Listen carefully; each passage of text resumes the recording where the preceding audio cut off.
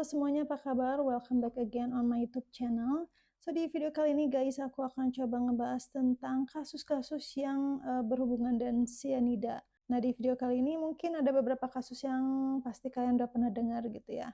Ada yang berhubungan dengan kopi cyanida, sate cyanida, dan beberapa makanan lainnya. Oke, tanpa berlama-lama kita akan bahas kisahnya berikut ini. Ya, mungkin kalian udah nggak asing lagi ya dengan kasus Jessica Kumala Wongso, di mana Jessica ini berdasarkan hasil keputusan pengadilan, Jessica ini meracuni sahabatnya sendiri yaitu Mirna Salihin. Jessica Kumala Wongso yang lahir pada tanggal 9 Oktober tahun 1988 adalah warga negara Indonesia yang berkuliah di Australia, tepatnya di Billy Blue College of Design di Sydney, Australia. Nah, singkat cerita, Jessica ini sudah lulus dari Billy Blue College dan memutuskan untuk berkarir dan stay di Australia. Nah, suatu hari di bulan Desember tahun 2015, Jessica ini memutuskan untuk ke Indonesia berlibur dan reuni dengan teman-temannya di Jakarta. Jadi ada beberapa temannya Jessica ini yang sudah kembali ke Indonesia untuk berkarir di Indonesia, sementara Jessica sendiri memilih untuk berkarir dan stay di Australia. Nah, ketika kembali ke Jakarta untuk berlibur ini, Jessica mengajak teman-temannya untuk reuni atau kumpul. Kayaknya udah biasa ya, kita kalau udah lama nggak ketemu teman-teman pasti pengen reuni atau kumpul, apalagi pas misalnya pulang ke kampung halaman. Nah, Jessica ini mengajak teman-temannya ini untuk berkumpul di Cafe Olivier di Mall Grand Indonesia pada tanggal 6 Januari tahun 2016. Jadi udah pindah tahun ya, dia liburan ke Indonesia di bulan Desember tahun 2015, kemudian ngajak teman-temannya ini di tanggal 6 Januari 2015, jadi di awal tahun di tahun 2016. For your information aja nih guys ya, kalau Cafe Olivier ini saat ini sudah tutup ya. Back to the story ya. Jadi Jessica ini mengajak 3 orang temannya yaitu Mirna, Hani, dan Vera untuk ketemuan di Cafe Olivier. Jadi sebelum ini mereka ini udah chatan di grup WA. Grup WA-nya ini namanya sesuai dengan kampus mereka yaitu Billy Blues. Jadi mereka udah chatan untuk ketemuan di hari itu. Namun yang bisa ketemu itu cuma Mirna dan Hani. Sementara Vera ini nggak disebutkan alasannya kenapa, tapi dia berhalangan hadir. Jadi hari itu Vera nggak ikutan untuk meet up sama Jessica. Jadi cuma bertiga aja. Nah, Jessica ini datang duluan ke Mall Grand Indonesia dan juga datang duluan ke Cafe Olivier. Kemudian Jessica langsung memesan minuman, yaitu es kopi Vietnam dan koktail untuk Mirna dan Hani. Jadi di chatan di WA itu Jessica ini udah nanya ke Mirna, kalian mau pesan apa biar dipesenin duluan sama Jessica. Dan Mirna ini memesan es kopi kesukaan dia yaitu es kopi Vietnam. Jessica juga nawarin mau makanan apa gitu, tapi Mirna sama Hani ini nolak untuk pesan makanan gitu ya, jadi cuman minuman aja. Nah, nggak lama dari itu, Mirna dan Hani ini datang ke Cafe Olivier dan langsung duduk di meja. Jadi Jessica ini udah duduk duluan, dan juga kemudian Mirna dan Hani datang, kemudian langsung duduk. Nah, sebelum Mirna dan Hani ini datang, si pesanan minumannya itu juga udah ada di meja. Dan seketika itu juga Mirna ini langsung menyeruput es kopi Vietnam. Kemudian nggak lama setelah dia menyeruput kopinya dengan menggunakan sedotan, Mirna ini mengeluhkan kalau kopinya itu rasanya nggak enak dan juga panas, dia bilang. Terus Mirna nyuruh Hani dan Jessica untuk mencobanya. Nah, waktu itu Hani sempat mencoba, tapi dia cuman nyoba dikit gitu ya, sampai ke lidahnya aja. Dan memang Hani bilang kalau kopinya itu memang pahit dan juga panas di lidah. Sementara Jessica yang juga ditawari oleh Mirna untuk mencoba kopinya, dia menolak. Dan tidak lama, dalam waktu yang sangat cepat, Mirna ini langsung kejang-kejang dan juga langsung mengeluarkan busa dari mulutnya. Dan kemudian manajer dari Cafe Olivier ini langsung datang dong, dan dia langsung memeriksa, mengecek ada apa gitu ya. Kemudian langsung Mirna ini dibawa ke klinik yang ada di mall tersebut. Sementara untuk kopinya itu langsung dibawa ke kitchen ya, tapi nggak dibuang, langsung disimpan, diamankan. Nah, setelah Mirna ini dibawa ke klinik di mall tersebut, Han ini segera menelpon Arif, suami dari Mirna gitu ya, yang tadi nganterin Mirna ke mall juga. Nah, kemudian Arif ini segera datang ke klinik di mall tersebut ya. Kemudian Arif segera membawa Mirna ke Rumah Sakit Abdi Waluyo. Dan Hani sama Jessica ini juga sama-sama ikut ke Rumah Sakit Abdi Waluyo. Namun semuanya ini terlambat. Mirna yang tadinya sehat-sehat aja seketika dinyatakan meninggal dunia. Kemudian ayah Mirna yang bernama Edi Darmawan Salihin langsung datang juga ke rumah sakit dan sangat bersedih dengan kematian anaknya. Apalagi Mirna ini kan sebelumnya sehat-sehat aja gitu ya, tapi kemudian tiba-tiba meninggal dunia. Pak Edi ini, ayah Mirna, merasa bahwa kematiannya ini mencurigakan gitu ya, janggal, tiba-tiba seperti itu. Dan Pak Edi ini akhirnya memutuskan untuk melaporkan kejadian ini ke polisi, tepatnya ke Polsek Metro Tanah Abang. Dan 3 hari kemudian, yaitu di tanggal 9 Januari 2016, Direktur Reserse Kriminal Umum Polda Metro Jaya yang dijabat oleh Bapak Krisna Murti meminta izin pada keluarga untuk dilakukan otopsi pada jenazah Mirna. Namun pihak keluarga ini memutuskan untuk menolak otopsi gitu ya, tapi memperbolehkan polisi untuk mengambil sampel dari bagian tubuh Mirna. Dan singkat cerita, akhirnya ditemukanlah zat racun di tubuh Mirna. Nah, kopi es Vietnam juga waktu itu diuji lab juga sama ya, dan di dalam kopi itu juga terdapat kandungan zat racun yaitu cyanida. Dan juga dikatakan oleh petugas di Cafe Olivier tersebut bahwa kopi es Vietnam ini tidak seperti biasanya gitu ya. Mereka kan sehari-hari udah tahu tuh ngeracik kopi dan sebagainya, warnanya juga tahu gitu ya. Dan mereka juga bilang kalau warnanya ini seperti kuning kunyit, berubah warnanya ketika setelah kejadian Mirna minum kopi tersebut. Nah, balik lagi ke jenazah Mirna gitu ya. Setelah dilakukan otopsi itu di tanggal 9 Januari. Sehari setelahnya yaitu 10 Januari, Mirna ini akhirnya dikuburkan. 11 Januari tahun 2016, polisi akhirnya melakukan rekonstruksi dan menjelaskan bahwa hasil pemeriksaan di tubuh Mirna ini menjelaskan bahwa di tubuh Mirna ini terdapat kandungan racun yaitu cyanida. Pada saat itu dengan mencocokkan CCTV dan juga keterangan-keterangan dari petugas di Cafe Olivier, akhirnya polisi menetapkan bahwa Jessica ini adalah sebagai tersangka. Hal ini dibuktikan dengan CCTV yang memperlihatkan Jessica ini datang pertama kali ke Cafe Olivier, kemudian memesan kopi atau minuman yang diminta oleh Mirna dan Hani ya, seperti yang tadi aku ceritakan di awal. Padahal nih biasanya gitu ya, kalau kita misalnya mau ketemuan sama temen, pesan minuman itu kan biasanya makanan atau minuman itu pasti pesannya itu nanti gitu ya, kalau teman-teman kita udah datang, biar fresh juga seperti itu. Dan dari CCTV itu kelihatan kalau Jessica ini memperhatikan sekelilingnya, melihat posisi CCTV seperti itu ya. Baru dia mencari tempat duduk yang memang jauh dari CCTV. Kemudian ketika minuman datang tuh ya, dari CCTV kelihatan kalau Jessica ini menutupi minuman untuk Mirna dan Hani ini menutupinya dengan paper bag. For your information, jadi sebelum ke Cafe Olivier ini, Jessica ini ke toko souvenir kayak gitu. Jadi ceritanya dia mau ngasih souvenir gitulah ya buat teman-temannya. Nah, pas beli souvenir itu dikasihkan paper bag seperti itu. Jadi nah dengan menggunakan paper bag ini Jessica menutupi minuman tersebut dan ada gerakan seperti dia melakukan sesuatu gitu yang disinyalir oleh polisi bahwa disitulah dia menaburkan cyanida. Dan berdasarkan kesaksian dari petugas di Cafe Olivier yang juga sempat dicurigai warna dari minuman, es kopi Vietnam ini, berubah gitu.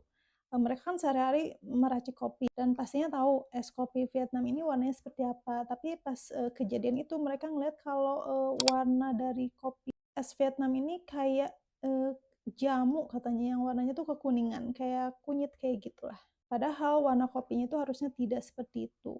Kemudian celana yang dipakai Jessica juga itu, robek dan, polisi ini kan mencari barang bukti, salah satunya itu yaitu, celana yang dipakai Jessica. Karena terlihat dari, CCTV dia tuh terlihat gatal, menggaruk tangannya dan juga, menggaruk celananya kayak gitu ya, menggaruk pahanya kayak gitu. Nah, disinyalir kalau misalnya bubuk sianida ini kan panas ya, bisa jadi sampai, merusak atau menyobekkan kain sekalipun. Maka dari itu polisi mencari barang bukti celana tersebut.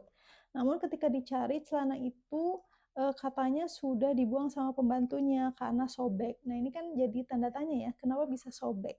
Tapi, celana tersebut dicari sampai ke tempat sampah, ke pembuangan, TPA gitu ya, tempat pembuangan akhir, sampai detik ini celana tersebut tidak ketemu. Padahal celana tersebut juga menjadi kunci apakah terdapat, serbuk sianida di celana tersebut. Namun ya itu dia ya, celananya sampai saat ini tidak ditemukan. Nah, setelah penetapan Jessica jadi tersangka, Jessica ini sempat menghilang. Kemudian akhirnya Jessica ini diketahui ternyata menginap di hotel pada saat dicari polisi. Akhirnya ketemu nih, ketahuan, dan akhirnya polisi melakukan penangkapan terhadap Jessica. Sebenarnya agak aneh juga ya, kalau misalnya memang dia nggak bersalah, ngapain juga harus ngumpet. Kemudian setelah berkas-berkas lengkap nih, pada tanggal 15 Juni tahun 2016, dimulailah persidangan yang pertama. Seperti kita tahu ya, pada saat itu kepenasaran masyarakat akan kasus ini sangat tinggi. Dan, kasus Jessica ini menjadi kasus, persidangan pertama yang ditayangkan secara live. Karena, masyarakat Indonesia ini sangat antusias, penasaran dengan kasus ini. Dan seperti kita tahu ya bahwa, kasus ini tuh benar-benar alot ya selama sidang ini dari, baik dari jaksa penuntut umum maupun dari, pihak Jessica dan pengacaranya ini saling, membawa saksi ahlinya masing-masing, bahkan sampai didatangkan profesor dari Australia, polisi atau penyidik pihak pihak pihak kepolisian dari Australia gitu ya, sampai didatangkan. Dan polisi ini, polisi dari Australia ini menceritakan, beberapa kasus yang pernah disangkakan kepada Jessica, seperti itu ya, seperti dia nabrak, panti jompo kalau nggak salah ya, kemudian dia yang pernah mengancam atasannya. Pokoknya kasus-kasus problematik yang pernah menimpa Jessica selama di Australia. Masyarakat Indonesia juga terbagi dua gitu ya, ada yang kubu Mirna, ada yang kubu Jessica. Sampai pada akhirnya, singkat cerita, setelah melalui banyak persidangan yang ditayangkan secara live dan semua orang penasaran dengan sidang tersebut gitu ya, akhirnya pada tanggal 27 Oktober tahun 2016, hakim memutuskan Jessica bersalah dan harus mendekam di penjara selama 20 tahun atas penghilangan nyawa terhadap Mirna Salihin. Untuk motifnya ini memang tidak pernah dijelaskan ya secara langsung oleh Jessica karena Jessica sendiri kan tidak mengakui gitu ya atas, kejadian tersebut. Namun dari jaksa penuntut umum ini menjelaskan, perkiraan mereka tentang motifnya ini adalah ketidaksukaan Jessica gitu ya, kemungkinan karena Mirna ini pernah, menasehati Jessica untuk, tidak berpacaran dengan, pacarnya Jessica ini yang bule yang dulu itu. Dan dari situ hubungan Jessica dan Mirna ini memanas gitu. Bahkan, sebetulnya kata Arif, waktu Mirna mau ketemu Jessica di Cafe Olivier itu, Mirna bilang sebenarnya dia malas ketemu Jessica. Dia ngerasa kayaknya dia nggak nggak nggak sebegitunya pengen ketemu lah gitu ya. Seperti merasa takut, makanya dia minta, teman-temannya juga datang gitu. Akhirnya Hani yang bisa datang gitu nemenin, Jessica juga dan Mirna. Jadi sepertinya memang ada masalah, cuman, Mirna ini nggak menjelaskan apa masalahnya seperti itu. Nah, itu perkiraan dari jaksa penuntut umum untuk motifnya. Motif sebenarnya kita nggak tahu ya, karena memang Jessica sendiri juga tidak mengakui pembunuhan tersebut. Ada juga perkiraan bahwa Jessica ini juga kemungkinan jealous gitu ya atas pernikahannya dengan antara Mirna dan Arif. Jadi tidak diketahui juga masalahnya apa. Yang pasti pada saat Mirna menikah, yang mana notabene Mirna ini ada sahabatnya Jessica juga gitu dulu, tapi Jessica ini tidak diundang di pernikahan Mirna dan Arif. For information juga bahwa Mirna dan Arif ini baru menikah gitu ya sebetulnya di bulan kalau nggak salah bulan Desember 2015 itu ya. Nah, Jessica ini datang ke Indonesia ini nggak lama dari Mirna dan Arif ini menikah. Jadi kayak yang dia tuh mungkin marah juga kali ya karena Mirna nggak ngundang Jessica. Seperti itulah ya perkiraan-perkiraan motifnya.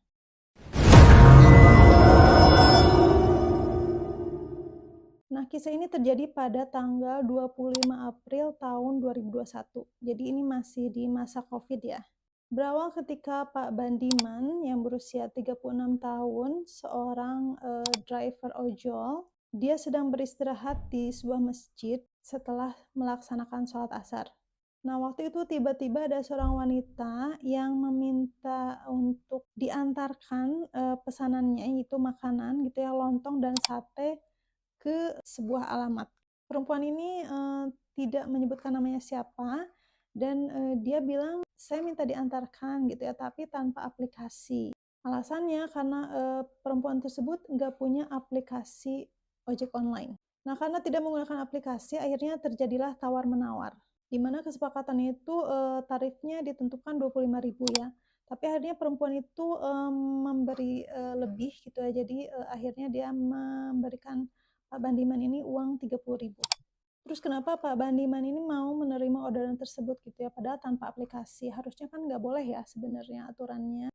Nah, alasan Pak Bandiman waktu itu karena ya pada saat itu kan COVID ya, dan orderan itu memang lagi sepi seperti itu. Karena kalau kalian ingat gitu ya, kan ada beberapa daerah itu yang lockdown, kemudian anak-anak sekolah di rumah gitu ya, online, kantoran juga sama, WFH gitu ya. Otomatis itu ngaruh banget sama orderan ojek online.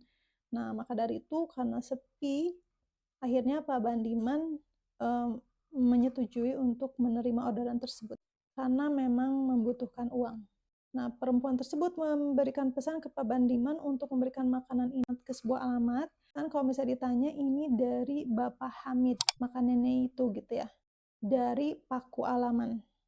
Nah, nama penerima yang dituju ini adalah bernama Bapak Tommy. Nah, ketika Pak Bandiman ini sampai di rumah Pak Tommy, Pak Bandiman ini menelpon ke Pak Tommy. Tapi Pak Tommy ini ternyata lagi dinas luar gitu ya, ada di luar kota. Dan Pak Tommy ini bilang kalau saya nggak pesan makanan gitu ya, dan nggak punya teman yang namanya Pak Hamid dari Paku Alaman. Kemudian karena ditolak gitu ya namanya seorang driver ojol, itu kan pasti harus menyampaikan pesanannya gitu ya. Nah, dia akhirnya memutuskan untuk menelpon istrinya Pak Tommy. Kemudian istrinya Pak Tommy juga bilang bahwa dia nggak kenal yang namanya Pak Hamid dari Paku Alam dan merasa tidak memesan makanan tersebut gitu ya. Akhirnya istri Pak Tommy ini bilang, udah Pak bawa aja gitu ya buat Bapak. Kebetulan waktu itu kan bulan puasa juga gitu. Nah, akhirnya karena makanan tersebut tertolak nih, ya udah Pak Bandiman memutuskan untuk membawa makanan tersebut ke rumahnya untuk buka puasa bersama istri dan anak-anaknya. Nah, pas Pak Bandiman ini pulang ke rumah, di rumahnya itu ada istrinya bernama Ibu Rini, berusia 33 tahun, dan juga dua anaknya Pak Bandiman yang bernama Raihan, berusia 17 tahun, kemudian yang satu lagi berusia 10 tahun bernama Naba Faiz Prasetya. Nah, mereka ini lagi siap-siap untuk berbuka puasa ya. Nah, Naba ini sebelumnya pulang dari TPA, jadi ikut pengajian di masjid kayak gitu. Nah, pada saat Naba pulang dari TPA ini, Naba ini membawa gudeg. Tapi karena Naba ini kurang menyukai gudeg gitu ya, dan Pak Bandiman ini bawa sate dan lontong gitu ya. Nah, Naba ini lebih memilih mau buka puasa sama sate dan lontong. Kemudian Pak Bandiman yang memakan gudeg. Nah, kalau sate itu kan biasanya nggak disatuin sama bumbunya ya, jadi lontong, sate, dan bumbunya. Nah, yang makan pertama itu sebetulnya Raihan yang anak pertama gitu ya, tapi Raihan ini nggak memakan dengan bumbunya, tapi cuma makan satenya aja seperti itu. Nah, kemudian Naba makan satenya itu dengan bumbunya, dengan bumbu kacangnya gitu ya. Istrinya juga makan sate dengan bumbu kacangnya juga, tapi nggak begitu banyak gitu ya. Sementara Naba ini makan dengan bumbu satenya gitu ya, yang agak banyak. Nah, setelah itu Naba ini bilang kalau satenya ini pahit dan mulutnya kerasa panas gitu. Karena dia mengeluh pahit dan panas itu, dia langsung menuju kulkas, buka kulkas dan langsung meminum air dingin. Namun seketika itu juga Naba ini langsung terkapar dan dari mulutnya mengeluarkan busa. Sementara istrinya Pak Bandiman ini muntah-muntah. Pak Bandiman dan anak pertamanya ini panik dong ya pasti melihat istri dan anaknya seperti itu. Dan bersama dengan para tetangga, Pak Bandiman ini membawa istri dan anaknya ini ke RSUD Kota Yogyakarta. Namun sangat disayangkan Naba ini tidak tertolong dan akhirnya meninggal dunia. Sementara sang istri alhamdulillah berhasil diselamatkan. Kemudian karena kematiannya ini mencurigakan gitu ya, akhirnya kasus ini dilaporkan pada kepolisian. Dan polisi pun akhirnya melakukan pemeriksaan sampai singkat cerita ditemukan bahwa di dalam sate atau bumbu sate tersebut mengandung zat racun sianida. Nah, akhirnya polisi pun melakukan penyelidikan gitu ya berdasarkan dari saksinya yaitu Pak Bandiman. Akhirnya dicarilah siapa perempuan yang memberikan makanan sate tersebut. Nah, akhirnya setelah dilakukan penyelidikan, akhirnya ketahuan nih siapa perempuan yang memberikan orderan sate dan lontong tersebut. Dan perempuan tersebut bernama Nani Apriliani Nurjaman, berusia 25 tahun. Asal Majalengka yang bekerja di sebuah salon di Bantul. Nani pun akhirnya ditangkap dan menceritakan alasan dari perbuatan yang dilakukan oleh Nani tersebut. Nani menjelaskan bahwa dia sakit hati dengan Tommy. Tommy yang juga adalah seorang polisi, dulu pernah berpacaran dengan Nani. Dan mereka ini sempat tinggal serumah bareng tanpa ikatan pernikahan. Jadi Nani ini kerja di salon gitu. Nah, Tommy ini pelanggan salonnya Tommy. Dan akhirnya mereka dekat, punya hubungan, dan sempat tinggal bersama seperti itu. Nah, kok bisa gitu ya tinggal bareng? Gimana warga setempat? Nah, warga di sana mengetahui bahwa Tommy dan Nani ini sudah menikah siri. Itu berdasarkan pengakuan dari Tommy sendiri gitu ya. Makanya mereka oke-oke aja tinggal bareng, masyarakat di sana itu nggak tahu. Padahal keduanya ini belum nikah sama sekali. Nah, Nani ini akhirnya diputusin sama Tommy gitu ya. Kemudian Tommy ini menikah dengan perempuan lain. Nah, disitulah Nani ini sakit hati dengan apa yang terjadi dengan hubungan mereka dan memutuskan untuk meracuni Tommy. Nah, ide dari perbuatannya Nani ini adalah ide dari seorang pelanggan juga gitu. Jadi, Nani ini punya pelanggan juga yang sering dia curhati gitu ya tentang hidupnya dia dan hubungan dia dengan Tommy gitu ya.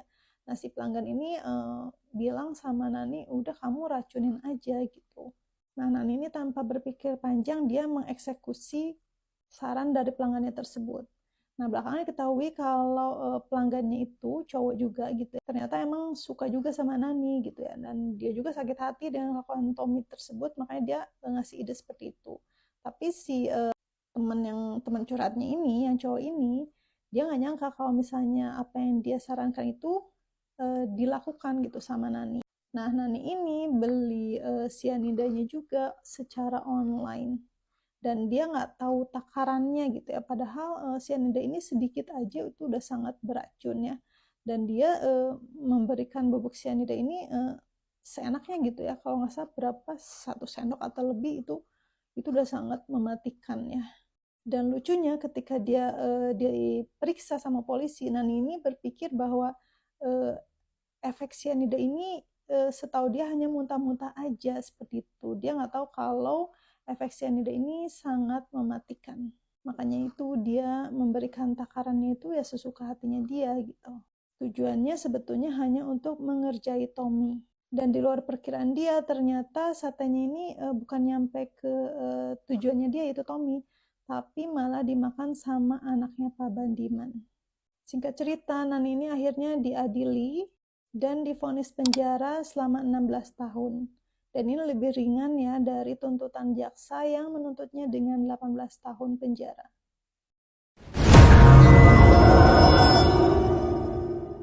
Nah, sekarang kasus yang terakhir, yang ketiga yang akan kita bahas tentang kasus kopi dan teh sianida.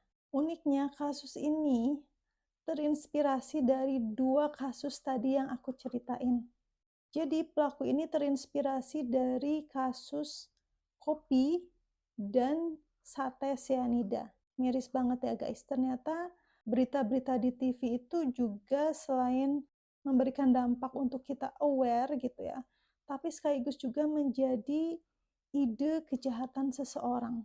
Makanya dari itu kita tuh betul-betul harus mencermati tujuan dari informasi yang disampaikan itu, bahwa informasi kejahatan yang dikasih nih ya, kayak storytelling kejahatan itu adalah sebuah awareness gitu ya, tapi ternyata sekaligus jadi dua mata sisi gitu ya, bisa menjadi inspirasi kejahatan juga sekaligus bisa jadi sebuah awareness buat kita gitu ya. Jadi mohon buat kita semua untuk bisa menyikapi segala sesuatu ini dari segi atau sisi positif.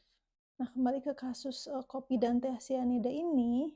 Hal ini terjadi pada seorang pria pengangguran berusia 22 tahun di Kota Magelang, Jawa Tengah, yang melakukan penghabisan nyawa pada keluarganya sendiri. Miris banget ya. Pemuda ini bernama Dio Dava Syahdila. Jadi kronologinya hari itu pada hari Senin tanggal 28 November tahun 2022, jam setengah 8 pagi, Dio ini menelpon ART-nya yang biasa kerja di rumah mereka, bernama Ibu Sartina berusia 47 tahun. Jadi Ibu Sartina ini ART di rumahnya Dio, tapi enggak stay gitu ya, jadi pulang pergi gitu. Nah, ART-nya ini hari itu belum datang ke tempatnya Dio, ke rumah Dio. Dan dia ini memutuskan untuk menelpon ART-nya dan bilang kalau bapaknya dan ibunya serta kakaknya itu pingsan di kamar mandi. Bapaknya ini bernama Abbas Asyari, berusia 58 tahun. Ibunya bernama Heri Riani, berusia 54 tahun. Dan kakaknya Dio bernama Dea Hairunisa, berusia 25 tahun. Nah, ketiganya ini pingsan di kamar mandi. Nah, Ibu Sartina yang mendapat kabar dari Dio tentang ayah, ibu, dan kakaknya ini pingsan, ini langsung datang ke rumah Dio bersama dengan anaknya. Kemudian ketiganya itu yang pingsan itu diangkut ke kamar gitu ya. Nah, Ibu Sartina ini menganggap dikirain pingsan sakit biasa kayak gitu. Jadi Ibu Sartina ini sempat menggosokkan minyak kayu putih ya ke tubuh ketiganya karena dikira sakit biasa seperti itu. Kemudian ketiganya ini akhirnya dibawa ke rumah sakit, dibantu oleh para tetangganya juga ya. Dan setelah sampai ke rumah sakit, ternyata ayah, ibu, dan kakaknya Dio ini dinyatakan meninggal dunia. Karena kejadian tersebut mencurigakan ya, akhirnya warga berinisiatif untuk melaporkan hal tersebut ke polisi. Nah, polisi yang mendapatkan laporan bahwa ada ketiga warga yang secara bersamaan meninggal dunia, akhirnya datang dan melakukan pemeriksaan. Nah, karena curiga dengan kematian ketiganya yang secara bersamaan, polisi memutuskan untuk melakukan otopsi pada ketiganya. Namun, Dio sebagai anak menolak untuk dilakukan otopsi. Namun, keluarga dari kedua pihak ya, dari ibu dan bapaknya Dio ini memutuskan untuk meminta polisi untuk melakukan otopsi. Karena pasti curiga kan ya, kok bisa ketiganya ini meninggal secara bersamaan seperti itu. Kalau Dio ini menolak dan memilih untuk langsung menguburkannya. Nah, polisi ini sebetulnya udah agak curiga gitu ya, kenapa anaknya ini menolak untuk dilakukan otopsi seperti itu. Nah, karena adanya dasar kejanggalan dan juga sudah ada persetujuan dari keluarga besarnya ayah dan ibunya Dio, akhirnya dilakukanlah otopsi. Dan sehari setelah dilakukan otopsi, mayatnya ini dikuburkan. Dan dari hasil pemeriksaan, ternyata di tubuh ketiganya ini terdapat kandungan zat racun sianida. Hal itu diketahui dari saluran nafas atas dari bibir hingga lambung para korban yang terdapat tanda merah seperti terbakar. Organ ketiga korban dari mulai tenggorokan, lambung, usus, hati, jantung, paru-paru, dan otak itu seperti terbakar karena proses yang cepat memasuki pembuluh darah dan menyebabkan kematian.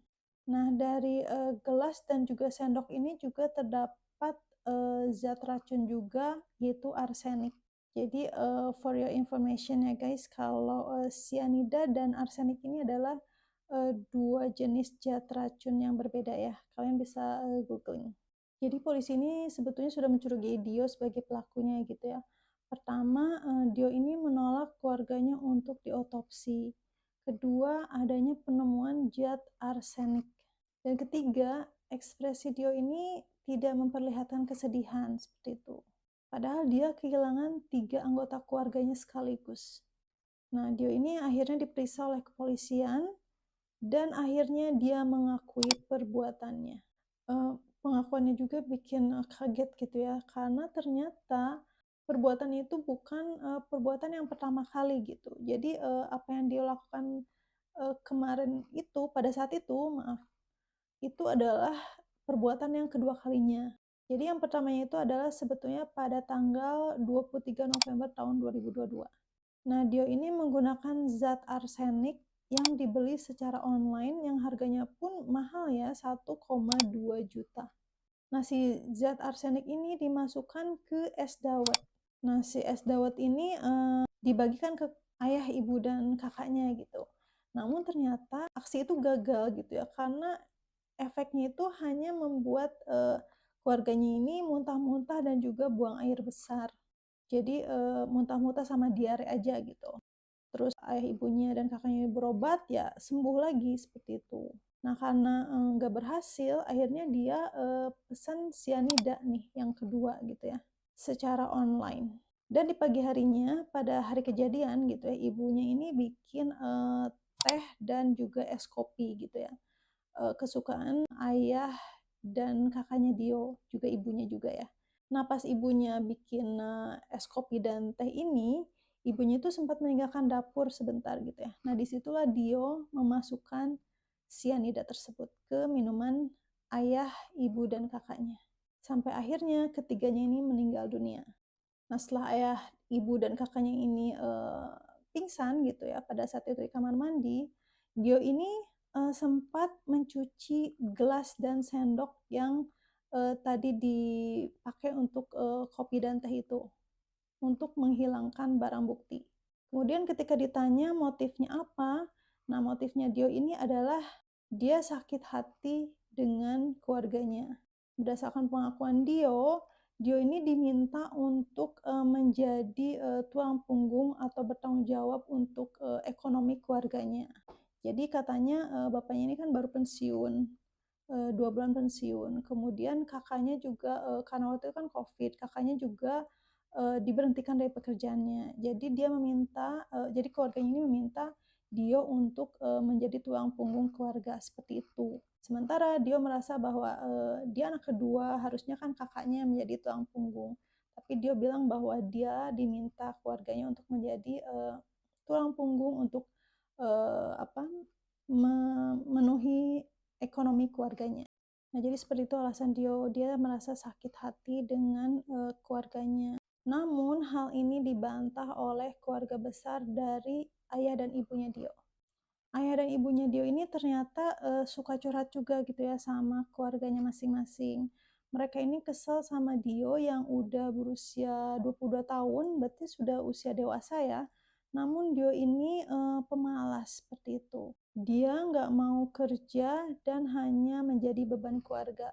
Jadi sebetulnya Dio ini berasal dari keluarga yang lumayan berkecukupan ya guys. Nah, Dio ini juga disebutkan pernah meminta uang sama ayahnya sebesar 400 juta untuk investasi. Nah, investnya apa? Investnya ini adalah investasi lahan parkir seperti itu ya. Ternyata setelah diselidiki, uang lahan parkirnya ini sebetulnya dari 400 juta ini hanya sebagian kecil sebetulnya yang diinvestkan. Tapi orang tuanya taunya 400 juta seperti itu. Nah, kemudian karena Dio ini seolah ingin membuktikan bahwa investnya ini menghasilkan gitu ya, berputar. Nah, Dio ini sempat mengembalikan 120 juta dari 400 juta tersebut dikembalikan ke ayahnya 120 juta, dan dia bilang ini adalah keuntungan dari bisnis lahan parkir tersebut. Padahal yaitu uang dari modalnya tersebut ya, uang orang tuanya juga gitu. Bukan dari keuntungan investasi. Sisanya ya dipakai untuk sehari-hari seperti itu. Jadi Dio ini bisa dibilang berbohong sama orang tuanya. Nah, bapaknya ini selalu nanya, mana Dio keuntungannya gitu ya, mana bisnisnya, kayak nggak kelihatan lah seperti itu. Nah, Dio ini kesal dan bosan ditanyain terus sama bapaknya. Menurut aku ya, bapaknya ini hanya ingin melihat bahwa anaknya itu betul-betul berusaha gitu ya. Mungkin kalaupun iya bapaknya pernah bilang, kamu harus menanggung ekonomi keluarga, ya mungkin hanya untuk biar anaknya ini mandiri gitu ya. Biar anaknya ini bisa kelihatan ada usaha atau ada keinginan untuk mandiri dan bekerja, mungkin ya seperti itu. Karena rasa-rasanya ayahnya ini udah baik banget ya, ngasih 400 juta untuk berbisnis, berasal dari keluarga yang ekonominya juga oke gitu ya. Rasanya nggak mungkin kalau membebankan semuanya untuk menanggung hidup keluarganya pada Dio. Mungkin bapaknya hanya ingin ngetes gitu ya, buat anaknya ini supaya mikir mungkin ya, nggak jadi beban keluarga lagi. Menurut aku sih seperti itu mungkin ya. Biar Dio ini mikir, nggak terus-terusan minta sama orang tuanya. Ya pastinya semua itu demi kebaikan anaknya juga ya, untuk masa depan anaknya. Nah, tapi Dio ini malah berpikir lain dan playing victim, bahwa dia ini merasa banyak dituntut oleh keluarganya. Singkat cerita, Dio akhirnya disidang dan hakim memutuskan bahwa Dio ini dihukum penjara seumur hidup. Dan Dio tidak mengajukan banding atas keputusan hakim. Dia menerima semuanya sebagai rasa bersalah atas kehilangan keluarganya yang dia lakukan, dan menerima konsekuensi atas perbuatannya.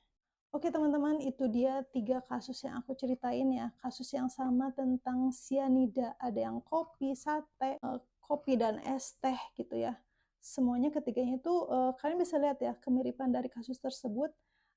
Lidahnya panas, kemudian seperti terbakar, dan kemudian langsung mulutnya berbusa gitu ya. Ada 3 kesamaan dari 3 kasus tersebut gitu ya. Tapi kalian bisa lihat ya bahwa dari kasus yang pertama itu kayaknya alot banget gitu ya. Jadi kalian bisa ngelihat 3 perbedaan dari kasus ini ya, dan kalian mungkin bisa menyimpulkan ada yang alot banget, ada yang bisa cepat ketahuan gitu ya, bahwa dan mengakui bahwa memang itu perbuatannya dia gitu ya. Ya kalian yang bisa menyimpulkan sendiri ya. Oke guys, itu dia tiga kisah tentang penghilangan nyawa dengan menggunakan sianida. Semoga kita bisa melihat dari segi positifnya ya, sebagai awareness untuk kita. Mudah-mudahan kita terhindar dari hal-hal seperti yang kejadian-kejadian tadi, dan juga bisa jadi pelajaran yang berharga. Oke, sekian video dari aku. Jangan lupa di like dan subscribe, and I'll see you again on my next video. Bye-bye.